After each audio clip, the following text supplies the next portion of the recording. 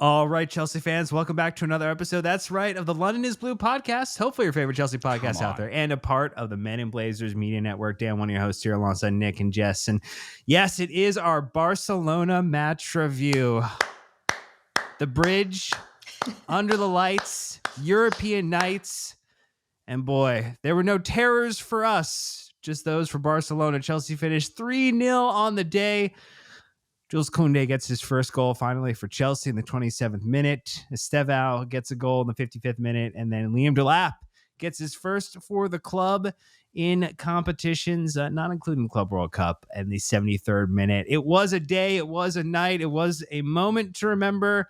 And even UEFA Lona could not get the luck that they needed, Nick, to turn the tide after about 1,700 offside goals ruled out.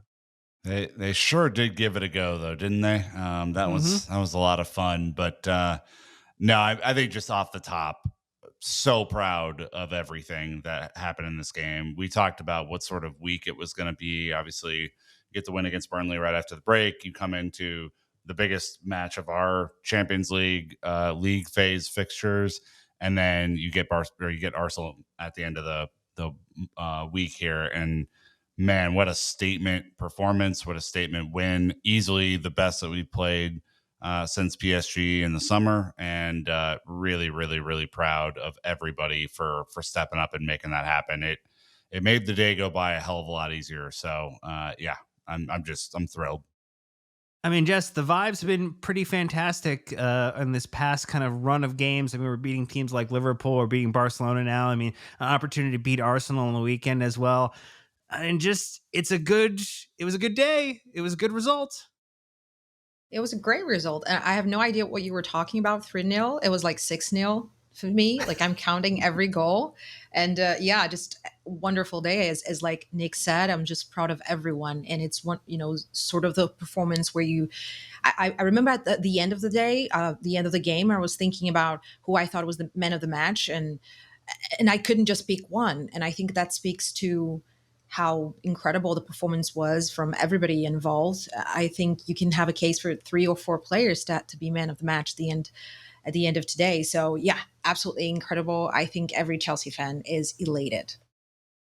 Well, we're going to talk about a bunch of things. Obviously, we're having a lot of fun in this episode, just absolutely punching down on Barcelona, because when you win, you get an opportunity to do that. We're going to talk a lot about how Enzo Maresca got it done, some of the tactical changes, absolutely boxing in Hansi Flick, which no other team has really done in the Champions League. So hats off, Maresca, picking up some accolades on the day. We'll talk about individual performances as well, particularly after the sending off, which gave Chelsea a lot of opportunity to get it done. And then we'll also take a look at what this means for the weekend and Chelsea in the Champions League. But Nick, we've got some through match reviews from the listeners. The vibes are strong there as well. And I think there are a couple that you really enjoyed that I picked out for you. Childish Gambino leading us off with finally joined us, and it's the picture of Jules Koundé's Instagram story where he said, "I almost joined them, Forza Barca." My dog, your jockstrap is still out there somewhere. You should probably go find that if that makes sense for you. CMXC L Coms, we'll work on that username, my guy. Please welcome Lamine, and it's the Cucurella jail of wingers in which he has put them behind bars.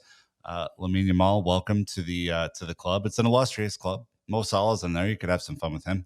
I think there's a Bukayo Saka in there as well. Toodles to all those guys. Greg Cracker with the real star boy. I think we're going to talk about him in a little bit. Breaded Shrimp, my favorite username. Why not us? I think Dan put these together, so there you go. Back in it. Kyle with Barca battered, bruised. We love alliteration here at the London is Blue podcast. And finally, CFC Tahoe Blue, Samba dunked Mamba. That's a hell of a 3-word match review. That might be one of the better ones this season. That's great. Could kind of be an all-timer. I felt really good about that one. Nick, what did you go with? I was between a couple, but I went with Estêvão's Catalan catalog. There were quite a few moments in which our young friend is going to be able to think back on this week. And it just was, he announced himself to the world. It was incredible. I just went shopping for highlights down the right wing. Yeah, it's yeah, it's that time of year. Black Friday sales coming up. So stay Turns tuned. out had a big budget to buy as many as he could find, so that's good. Jess, what'd you have for through or match review? I went very simple and just did exactly what I messaged you guys every time that we scored, because I didn't know it was offside or not. So I just went like in all caps, did it count? So that's my Met review, because it was how I felt throughout the game, and it's just a bit of fun. Yeah, there was some interesting offside decisions, that's for sure. Look, I went with wonderful work by We Are the Shed again for the tifo that went up, but Chelsea, king of clubs. Phenomenal tifo and just phenomenal wording on it as well. Absolutely. That's what you are. You beat PSG, you beat Barcelona, you beat Liverpool, you're beating all the champions. You're just picking up the set right now, in addition to winning some silverware over the summer. Now, heading into this season, maybe some more silverware. Who knows? It could be something that we could talk about eventually, Nick. It's it's a beautiful tifo. It is one of my favorite tifos they've ever done. Tremendous stuff. And I think first off, before we dive in, the atmosphere, the crowd tonight was unfucking believable. Everyone who was there deserves so much credit, because we know for the big occasion, Chelsea fans really do get up for those, but the singing was constant. Cheering on the team was constant. It was a cauldron in there for the Barcelona players to deal with, and all their bullshit whistles were drowned out by our songs, and I really, really appreciated that, because I think their whistles are one of the more annoying things that could ever happen in a football match, and you barely heard them tonight because there wasn't much to whistle about. So toodles to these Catalans as they head back to Barcelona. Oh, good that you put them in the box and sent them back, return to sender. Look, let's get into the lineup, though. We'll just refresh people's memory. It was Rob Sanchez between the sticks, Malo Gusto, Wes Fofana, Trev Chalobah, Mark Cucurella as your back line. Reece James goes into the midfield with Moises Caicedo and Enzo Fernandez, and your attack included Estêvão, Garnacho, and then Pedro Neto up top. So there was no Liam Delap, no Joao Pedro to start. We thought maybe Enzo Maresca goes with the heavier lineup, his usual players, but he did twist a little bit on this one just to take advantage of what was a very high line, and the high line that Barcelona likes to run. And you found about as much goodness against this as you did against Big Ange's high line as well. Yeah, I think, looking at the lineup when we first saw it and Chelsea posted, it was the only surprise, I would say. It was Pedro Neto. I think everything else was pretty much expected. Obviously, maybe some could say, okay, you can have a 3-man midfield with Andre, but then he played for, against Burnley 90 minutes. So I think that was the lineup that we expected. But then Pedro Neto as a 9 or false 9, and you go, okay, this is interesting. Obviously, you can understand it with the high line and everything that happens. But again, I just want to shout out to Sam, who obviously is a big part in the pod, and he has been asking for this for a long time, for us to try with Pedro Neto, particularly when Liam was injured, and to try him with João Pedro. So big shout out to him. And when I saw that, like, it's one of those things, I understood it. I liked the idea behind it.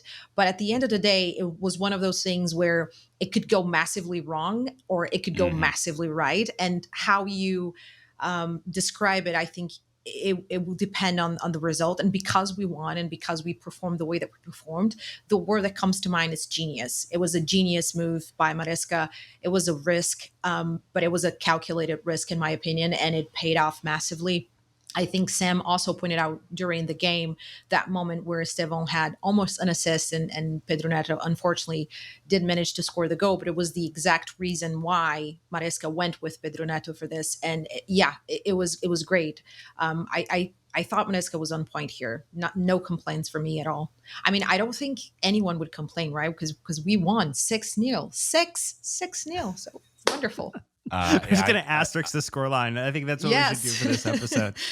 Yeah, I would double down on that. I mean, I think we have seen Chelsea play really well against teams that also want to play football, and have struggled against some teams who just want to sit back and not lose by too much. And that's the difference between Barcelona and Arsenal. And so I think he'll need a different game plan for Sunday than he had for today. But this is like taking candy from a baby for Maresca. A team wants to come out, press us. We want to press them back. And we have the legs to get in behind, and we have the midfield to make those key passes, and we have the defense and goalkeeper to get the ball out quickly to create those transition moments. Like, good night. I mean, we saw what happened in the summer at the Club World Cup, and we saw what happened against Liverpool earlier this season. We created a ton of chances. I love these games. I love the games in which we know we're not going to have 70% of the ball just for shits and giggles. We just want to play even and run at them just as much as they run at us. And obviously, game changes with the red card, but even with 11 men, they were playing. No, I thought we played even better at times with when they had 11 men than we did with 10. So I'll jump ahead just to some of the stats on it, because I think that also paints the tale. Like, we had 1.76 XG total game to their 0.79, 3 big chances to their 1, 15 total shots to their 5. You look at in the first half, it was 0.86 XG for us, 1 big chance, 7 total shots. So like it. We basically kind of mapped again almost the same amount, 0.9, 2 big chances, and then 8 total shots in the second half. It wasn't like we were ridiculously different. We just got to play a man up for, effectively a full half plus 3 extra minutes of added time the minute after. So like, it was not like we got a full game, 1 man down for them. Like, then, the official also counted. So it was really like 12 versus 11. So it just normalized it losing him is what I feel like happened. Yeah, I mean, the game slowed down so much in the second half, right? I mean, when it was 11v11, it was hyper speed.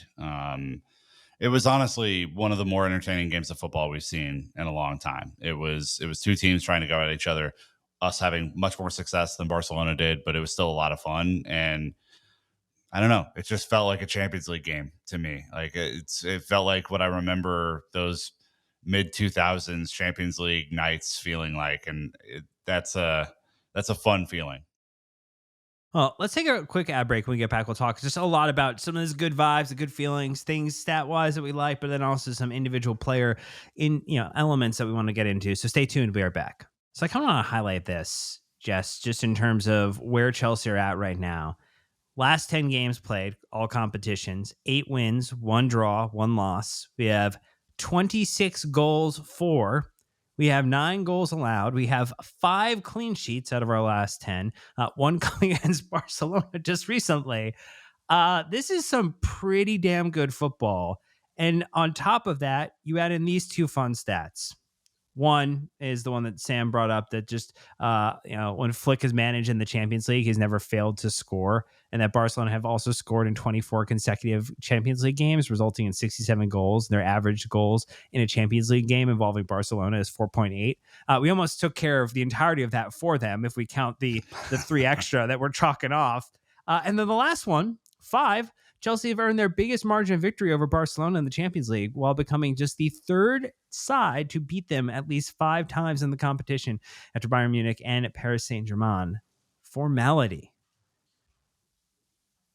Any thoughts and feelings about some of those stats? Because those paint a really good picture. Yeah, I mean, it's interesting because what surprises me the most is the amount of clean sheets. Actually, I mean, obviously, you can count all of them, but I think like our defense has been like a question mark for. I mean, with the absence of Levi Cole since the beginning of the season, we haven't been really able to find our center back pairing, and we've had Tosin with Trev Chalobah not work out together, and suddenly, slowly but surely, we're starting to find rhythm there, and it's kind of, it's reflective, it's reflecting itself in the amount of clean sheets. I think obviously we have a very, very strong fullback pairing, but now having Fofana back, it kind of, everything kind of, I don't want to jinx it, but it almost feels like it's working itself together. So that's what I'm most happy about, because it's what I expected the least of. Like, at a point in the season, we were scoring goals, we were playing well, advanced, but you never really felt safe. It was almost like you have to score more than your opponents because we know we're going to concede at one point or the other. And now I'm starting to feel like, okay, we can handle it. It's fine. We can have those clean sheets. So that's the first, the first and the main. I wouldn't say surprise. Yeah, maybe a surprise in a way.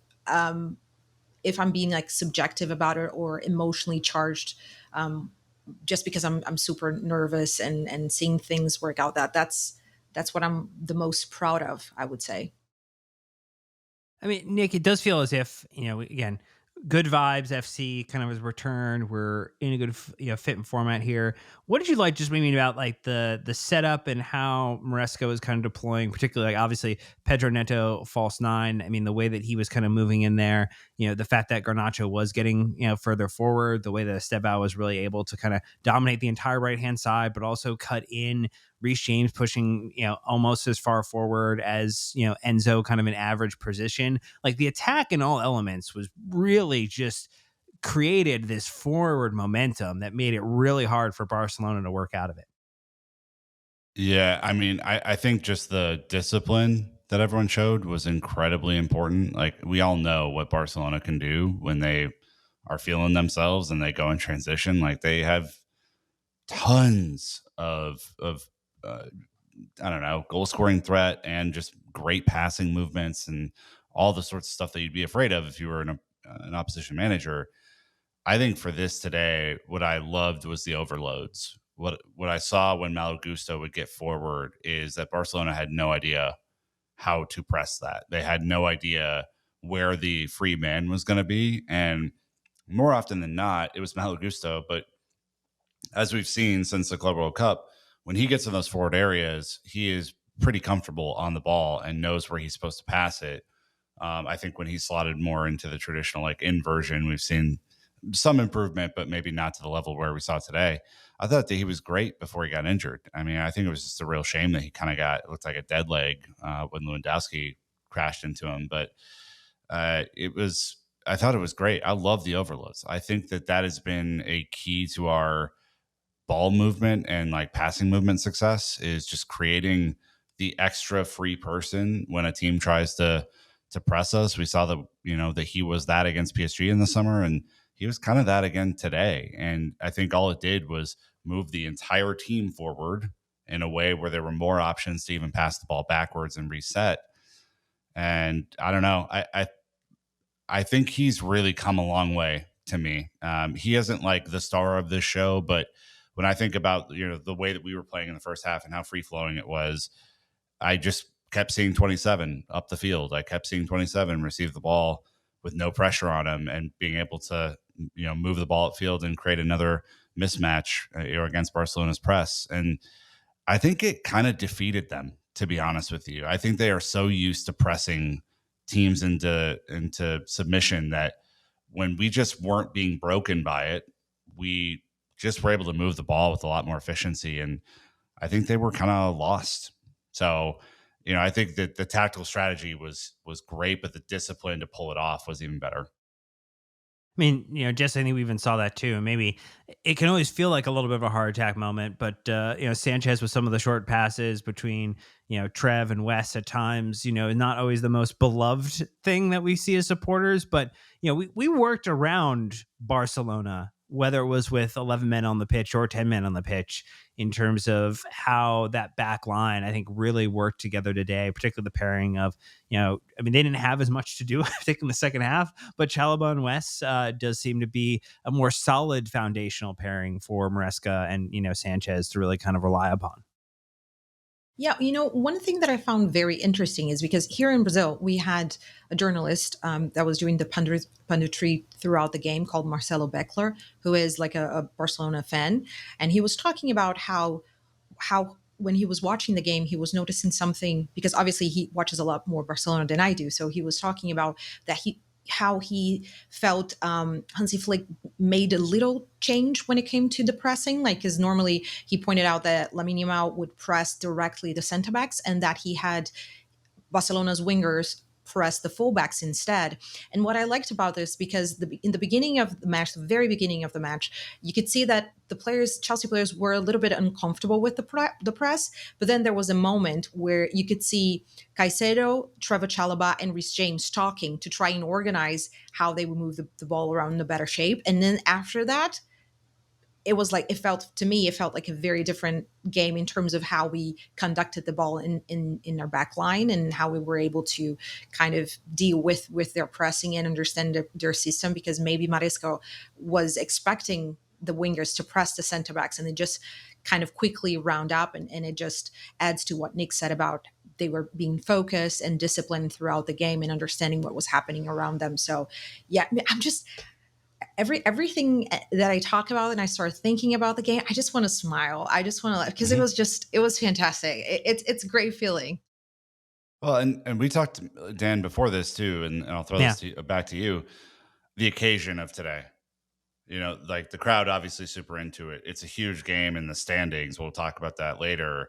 But like, this is Chelsea Barcelona. This fixture has meaning to it. These are, according to Leo Messi, there were some Barcelona players who hated Chelsea more than they hated Real Madrid because of the way that we clashed back in the day. I mean, this is a team that we hate, we love to beat, and they hate us and they love to beat us. And I've never seen us put a shellacking on them like we did today. I mean, we beat them before, no problem. We're one of the few teams that has consistently gave them a really good game. We shellacked them today. It was a big brothering. It was a big brothering. Yeah. Like when you're like, the big brother is like taking on little bro, and little bro is just doesn't have the arm reach to kind of swing at them appropriately. And you just put the hand up and you're like, coming back in a couple of years. Like, we'll see it. We'll see you later. It was dominant. I think one of the people who did that the most was the individual who had to go up against Yamal, and that was Marc Cucurella, man of the match on the night. Let's talk about some individual performances here. A full round of applause for those not watching on the YouTube stream and listening to the audio only. Cucurella talked a little bit about it post-match, just on what he had to do to guard him. He said he's left foot dominant. If I can invite him inside, I have my teammates there. I left space on the right side, his worst foot. If he did something on the right foot, I said, okay, congratulations. Played his man really well, played his man super physical. Didn't have much of an issue. Won 4 out of 5 tackles, 1 interception, 2 clearances, 1 block shot, 4 recoveries, 7 out of 15 ground duels won, 1 out of 1 aerial duels won, only dribbled past 1 time, while also Nick, with a 0.59 XA for assist, 1 key pass on there, 87% pass accuracy in our own half. So those tight passes to retain control, 95%. Awesome performance. Awesome performance. He absolutely was, again, for our American audience, is like an NFL lockdown corner. Like, there was nothing in his zone that he was going to let get by him. Patrick Surtain the second, if you will. It was fantastic. I mean, we know he's a big game player. He steps up in these moments. He is one of the leaders of the team. This was a leader lineup, I think. You look across the field, this is probably our best collection of leaders. Maybe Tosin get unfairly excluded from that. Maybe Cole over Big Steve, but like it was a team with some real fight to them, and nobody has more fight than Cucurella. He accepted this challenge. It's a massive challenge. I know Lamal's been hurt this year and maybe wasn't able to give his absolute best, but he's still a fucking handful. And, Cucurella didn't have the easiest night, but he absolutely put him in his pocket when it counted. And I think what I took out of this, Jess, is his confidence is at such a high that he was pressed all the way up the field trying to take the ball off of Lamal. That is such a gutsy thing to do, because one move and you are cooked. Like, it is over. And he just was like, I'm not letting him by. I think you can kind of put things together in 2 ways. The first one being Cucurella's talking about how he has been training with Estêvão and saying that Estêvão, get ready for the shin pads because we're start training, just like in his playful way. Obviously, we know he's a very funny guy, but saying that he was up to it, that he was ready to take that fight, like Nick said. And the second being what Rob Sanchez said at the end of the match with his interview, basically saying, literally saying, Cucurella had Lamine Yamal in his pocket, and that's it. No 2 ways about it. He locked him up, and it was great for us. Yeah, definitely things to remain excited about. Let's switch gears. We'll go to the other side of the pitch. Literally. We'll go from left back to right wing, and we'll talk about Estêvão just with another incredible night in the Champions League. The absolute wonder kid, the absolute star boy, whatever you want to call him. It is probably not enough plaudits at this point to talk about him, particularly when I have Arsenal friends who are texting me and they're like, "Man, I see why you sold Nani Madueke."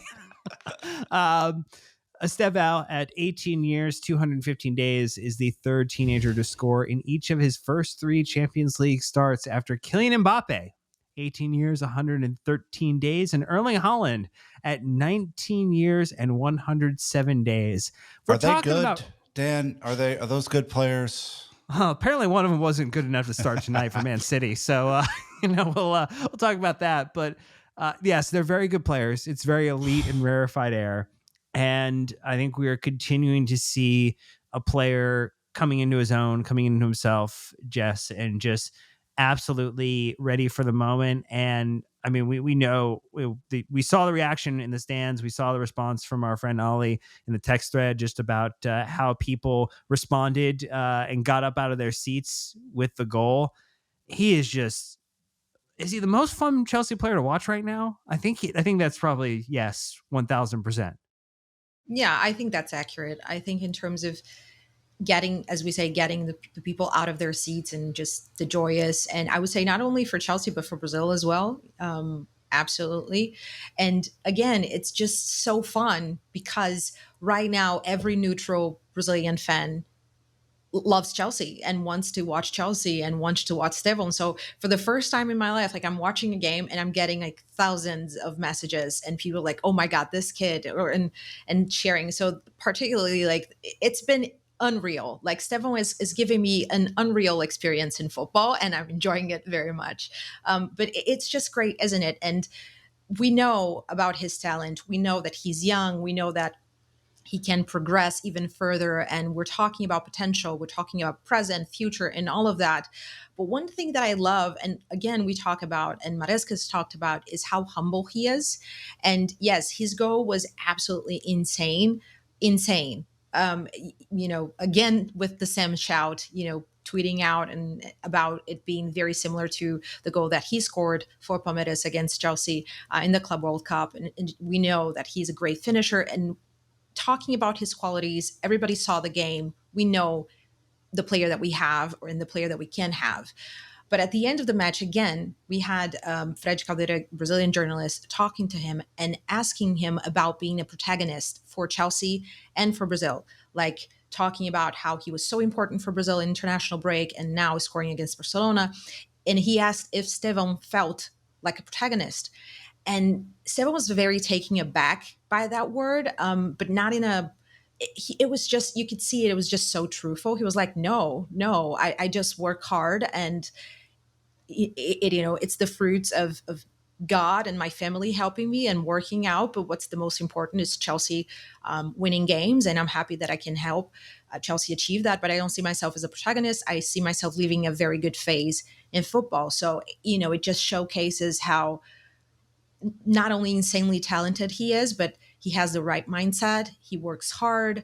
And I think he's just a very nice guy all around. And it's a fantastic player to have in your squad inside and outside of the pitch. And I think every Chelsea fan is absolutely in love with him with reason. I mean, I don't even have more words to talk about him because I think I used my entire English vocabulary talking about how insane and incredible I think he is. How do you say the absolute governor in Portuguese? Literally? Yeah. Governor, you said? Yeah. O governador absoluto. That's all. That's it. Yeah. Dan, he doesn't look when he pours because he's the absolute governor. Okay. Yeah. I think you were supposed to use the new translation you got. Governador absoluto. Keep on going. I'll teach you that one, Nick. I'll teach you. My mouth doesn't move exactly like that, but we're gonna work on it. Kid's a star. He's just a star. I think to take the responsibility of the start today is like mind blowing in its audaciousness. I think if you saw the BBC, I think it's BBC 5 that Pat Nevin was on the call, and Pat Nevin is just mesmerized by this kid. And Pat Nevin's one of the all-time great Chelsea wingers as well, so he knows of what he speaks. I am absolutely blown away. Jess, we did these shows for a year about this kid, and we're like, God, we just hope that he gets the time, and he's able to, like, get an appearance here or there and really work into the team. And it's November 25th, and he is right now, I think, one of the best attackers in the world. It's like not even 4 months into the season. It's bananas. And when you think about this, he has not played with Cole Palmer in a serious match ever. It's just crazy. Like, it's crazy, man. It is absolutely crazy. And when those two boys get together, oof, good luck. Might feel like a cheat code unlocking is what that might happen. I got chills. I know. That's just Cole Palmer. Yeah.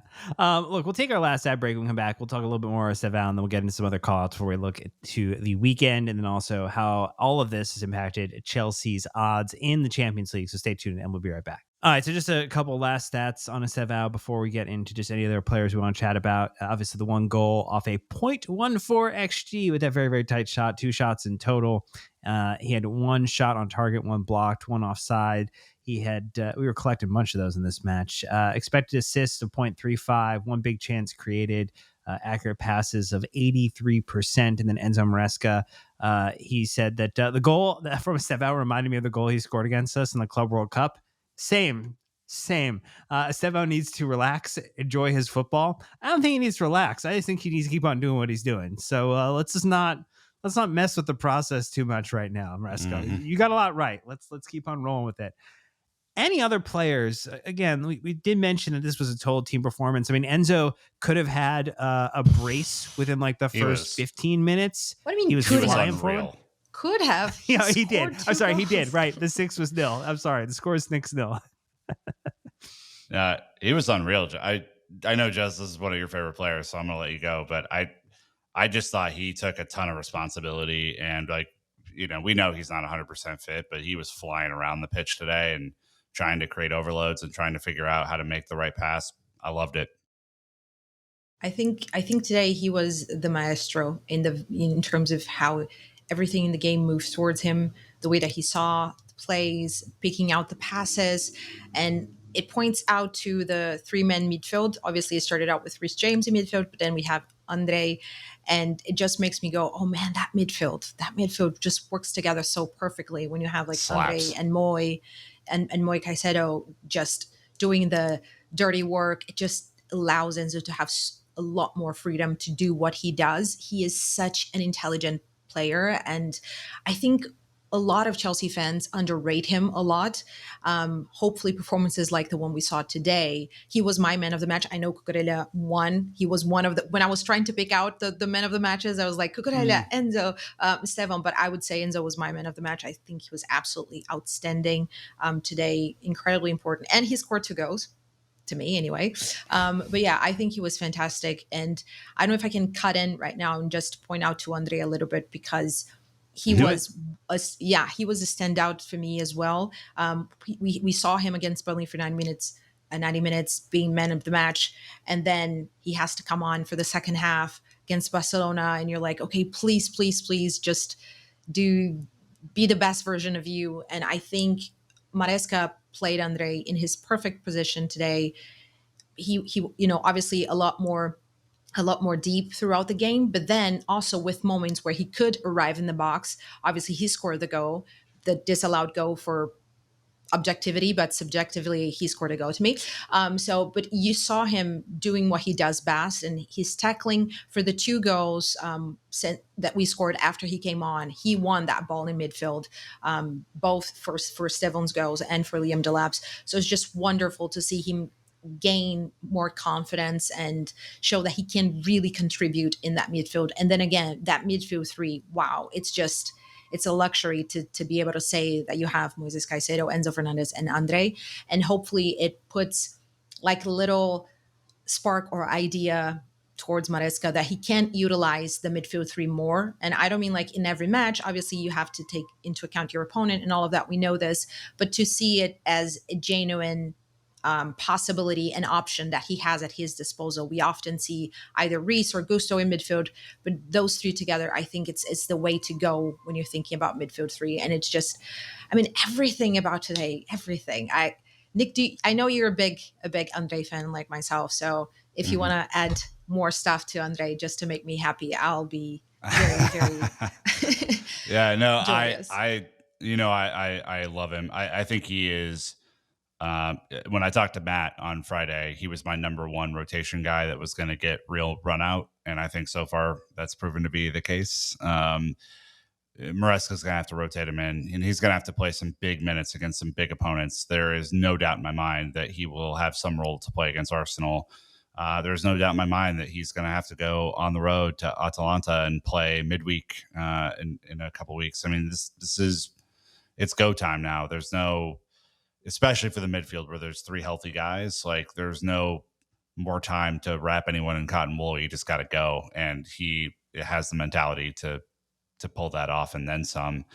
I just, the ball winning is incredible. I just think that Barcelona didn't try and play through the midfield today says all that you need to say about our midfield. Is they were just dominant, and they heard Caicedo coming and didn't want to mess with it. And, I think that extends out to Gusto. I think it extends to Andre. I think it extends to Enzo. Like it's a real team midfield performance. Also, Dan, I want to shout out the center backs today. I thought they were fucking great. I thought both of them showed up. Both of them tracked really difficult runs. Both of them were okay in the air. I mean, it really, I know we haven't said that a lot this year about center backs, but I thought this was a great center back performance from both of them today. Last individual one I want to call out too, and I know it's taken us a little bit into the pod to do it, but Liam Delap with the goal. First goal. Come on. Hey. Yeah, you gotta celebrate. Obviously he's been grinding, at it. Obviously started, unfortunate injury that kind of gave him a rough start to his Chelsea career after the Club World Cup. But to score one at home at Stamford Bridge under the lights against Barcelona, not a bad time to do it. Not a bad first goal to add to your kind of repertoire there. And I mean, really, really well taken there too. So, I mean, hats off to him. Obviously, we know he's still kind of getting up to speed fully. We know that there's more that we're going to get to see from him as a player. He's still, relatively young player as well too. So, like, there's a lot of development. Obviously, I think we were hoping, all of us, to see him and Cole Palmer reunite some of that Manchester City youth team experience in the first team. Obviously, we're going to wait a little bit longer for that, but hopefully, we'll get to see more of him scoring goals. It'd be great for him to continue. Just get 2 goals in 2 games. Get one against Arsenal this weekend, embody a little bit of that Didier Drogba mentality here. That would be a great thing for you to do, Liam Delap. Just, envision it, put it on your mood board, do whatever you need to do. Just kind of drive that forward into the weekend. I'm very glad that he was onside. I'm really glad that Enzo was onside, because that would have been heartbreaking for the young man if that got taken off the board. He might still have scored. There was a lot of time left, but man, I was super nervous for him, because to my eye, he looked like he was ahead of the ball when he received it. It looked like Enzo was offside. I thought the whole move was broken up. So, yeah, happy for him. I'm sorry that it was a delayed celebration because of the VAR check. Can I just add, I know Dan said there would be the last person, but I just have to give a shout out to Moses Caicedo. Like, it's like we can't appreciate him enough, and he consistently puts out these performances, and sometimes you normalize it, but he's a monster. I mean, that tackle in the first half, I think it was against Ferran Torres, like, round of applause. I mean, what a player, fantastic. And that's my, my 2 cents on him. Moses Caicedo, you rule the world. He's a fucking joke, man. It is crazy. I mean, there were moments where their whole midfield was looking around to figure out where he was. It's like he was a shark, and there were a bunch of fish who were like, boy, we better get the hell out of here. That's him. He is him. And at 3-0, there was a moment that he was pressing Frankie de Jong, and Frankie de Jong was like, what? 6-0. Come on, 6-0. Jess. You established the rules earlier. It's 6-0. Yeah, that's true. But like, the game was done. it was absolutely done. And he was pressing Frankie de Jong like crazy. And Frankie de Jong was like, man, get out of here. Come on, you're already winning. There's nothing more you can do. So like Moises Caicedo, man, amazing, unbelievable player.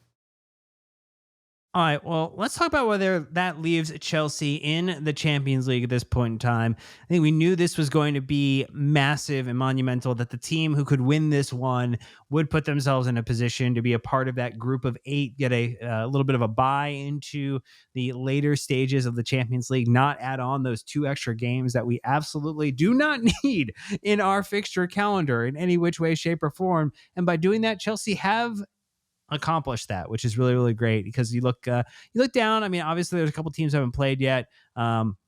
The top 3 teams in the table have not played yet. That's Bayern Munich, Arsenal, and Inter, all at 12 points. But Chelsea are now in a grouping that includes Dortmund and Man City on 10 points each. The next grouping, PSG has not played their 5th game yet. They're on 9 points. Newcastle has played their 5th game. They're on 9 points. Real Madrid and Liverpool, which make the 9 and 10 to round out those first 10, have not played their 5th game and are 9 points as well. So just as it relates there, it doesn't mean that Chelsea have locked up anything. Like, there are still multiple games for us left to play. There's 3 more games that we have to kind of get here across the line and do the work that we need to do to get it done. But Chelsea are now in a much better position to advance and then to kind of secure this. Right now for Opta, after everything was said and done, they believe that Chelsea will finish. They do obviously all the decimal points, so you have to kind of round up or kind of just project. They view that Chelsea will end up being in 8th position, which would be the very last spot on that row of getting the pass at 15.66 points. Yeah. Yes, I'll take it to the fucking bank. They believe that Dortmund and now Barcelona, obviously losing to us, makes a really big dent in their opportunity to kind of advance forward. They view it as Arsenal, Bayern Munich, Inter, Liverpool, which might need to tweak that one a little bit. Paris Saint-Germain, Real Madrid, Man City, and Chelsea will be the top 8. That's their projection on it at this point in time. Yeah. Atalanta, we have Paphos, And Napoli. I think you're getting at least 6 points out of that. I think you're getting at least 6. They have us 15.66. Yeah, you're getting, which would put you right in the money. Yeah, you get 7. You're guaranteed, basically. 17 is probably it's very, very safe territory. Yes, that would be a good spot. Any thoughts, though, on just how this changes the upcoming weekend? Obviously, Arsenal will play when this podcast is released, depending on when you listen to it. They may have played their Champions League game already. They may not have played their game. Hopefully, Bayern Munich just puts them into a really bad mood heading into the weekend and shows us exactly how to rip them to shreds. But changes that you think that we're going to need to make, things, vibes, feelings, opinions, anything kind of floating out there that you want to get across the line? Whole different ball game on Sunday. Arsenal is by far the best defense in the Premier League. They are really difficult to break down. They play like a bottom table team, and it's worked out for them. Excellent on set pieces. Can control the ball at times if they want to. This is going to be a game where, whoever takes the first chance, I think, has a great chance to win it. If we break them down early, all bets are off. This could be a hell of a game for Chelsea. If they break us down early, I think it's going to be a really tough hill to climb on the way back. And so, I just hope the atmosphere is even better than it was tonight in the bridge. I hope there is some absolute shithousery with the fans, and I think the players should be ready for a 12-round fight. I mean, this is a prize fight. You got to have the mentality, you got to have the stamina, and you got to want to fight. And we'll find out very quickly if we're up for that. And I think if we are, I think if this team plays like they played tonight, we have a very good chance of winning that game.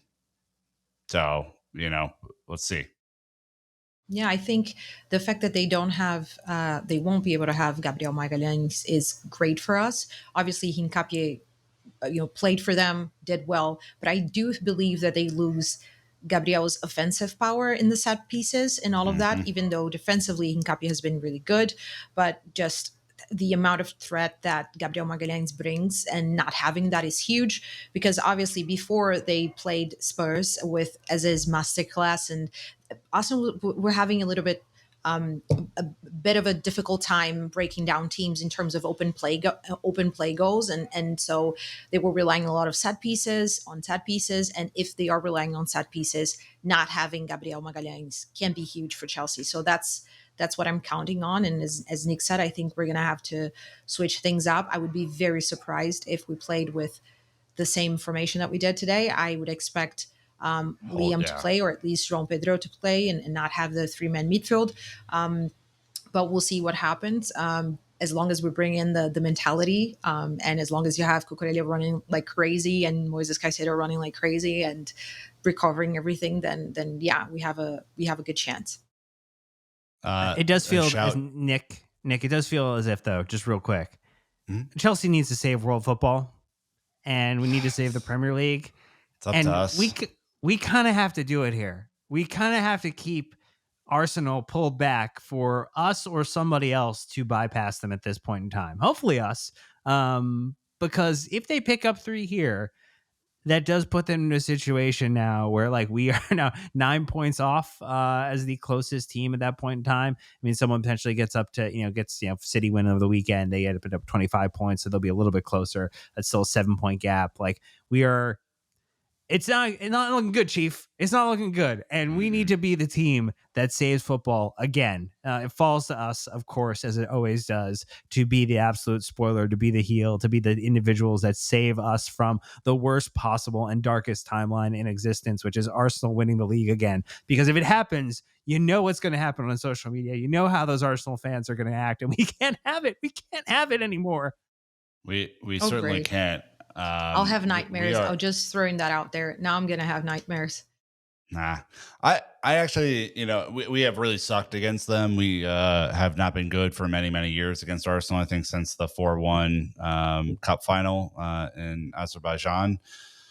So yeah, on paper, it's probably not the best, but I do think this Chelsea team is different. I'm looking for a big game out of João Pedro on Sunday. I think this is a moment for him to step up to the plate and contribute. I think it will be off a set piece, and he may go on and do some cool shit from there. But also, if we put a couple of goals by him, the chances of them beating our defensive record go up in smoke. So even more incentive. So yeah, let's score some goddamn goals on Sunday. Be real fun. Well, we are going to do that, hopefully, and we will be back after that game with another episode for you. We will be dropping our Thanksgiving mailbag on Thursday, so that'll be tomorrow if you are listening to this on Wednesday, or maybe you listen to that before you listen to this one, which would be a shock because I feel like this podcast is going to be a all-time first record, first listen. If you can get it in. We do have an Arsenal preview coming out, myself and Sam, on the Friday. So it'll be the last episode of the week before we get into next week's episodes. But that's going to do for this one. Don't forget to subscribe, hit the bell icon on YouTube to get notified when we drop new episodes. You can also comment on the videos. Tell us about how much you enjoyed Chelsea beating Barcelona on the day.